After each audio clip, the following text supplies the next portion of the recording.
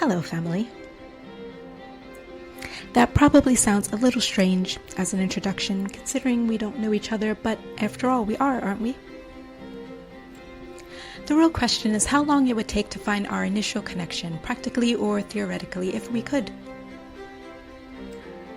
As a genealogist, and like many other genealogists out there in the world or on this platform, I'm fascinated by the relationships between us humans, how we all connect, and what our more recent ancestors got up to and what they went through.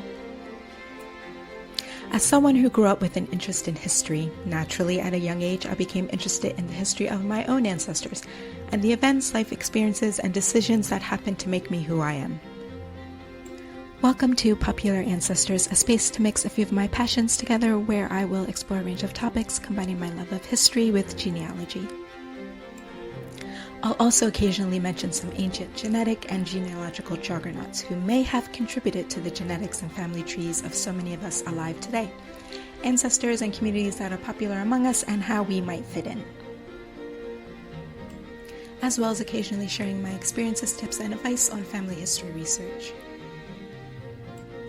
And like any good genealogist, I'm still and always learning.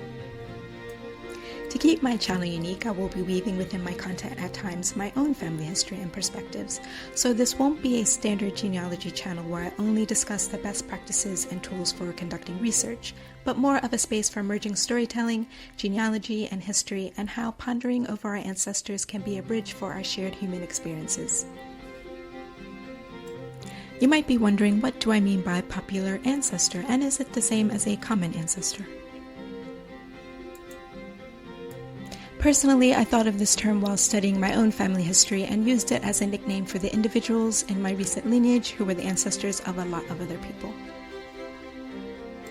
Since some parts of my lineage go back to colonial settler groups in my country of origin, that meant I was sharing those more recent ancestors with a lot of other cousins in the US, and they were often present in the trees of people with ancestry in certain regions.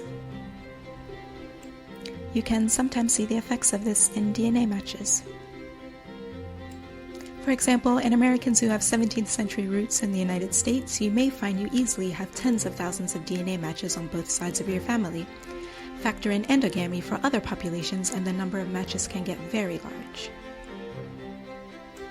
If you test it with a commercial genetic testing company and find that you barely have any fourth cousins or higher, there could be multiple explanations for this, such as coming from an ethnic population that does not have a population reference group with a high number of test takers with said company. Here is an image breakdown of my mother's DNA matches between parents. As you can see, the majority of her genetic matches are from her father. Many of my grandfather's ancestors came from large families of early settlers of the colonies of Virginia and New England in what became the United States. Juxtapose this to another family member who has a parent from Asia, and there are less than 100 matches in total. You may still be thinking, but that is a common ancestor, right? That's what common means. Well, we share what biologists and genealogists call MRCAs, the most recent common ancestor, with each other. But when described in genealogy, I find it usually means shared, not necessarily prevalent, amongst the human population or certain portions of the human population. Not every common ancestor between two people is as popular or prevalent as another one. For me, a popular ancestor is an individual having a space in the genetic or genealogical ancestry of so many people alive today, or who appears in the lineages of a large number of us disproportionately. Someone popular genealogically or genetically, but hypothetically smaller numerically. Emphasis on the hypothetical because it is impossible for us to know which of our common ancestors appears in our lineages the most. But I enjoy the idea of exploring the concept. And of course, if you factor in pedigree collapse, a popular ancestor can pop up over and over again.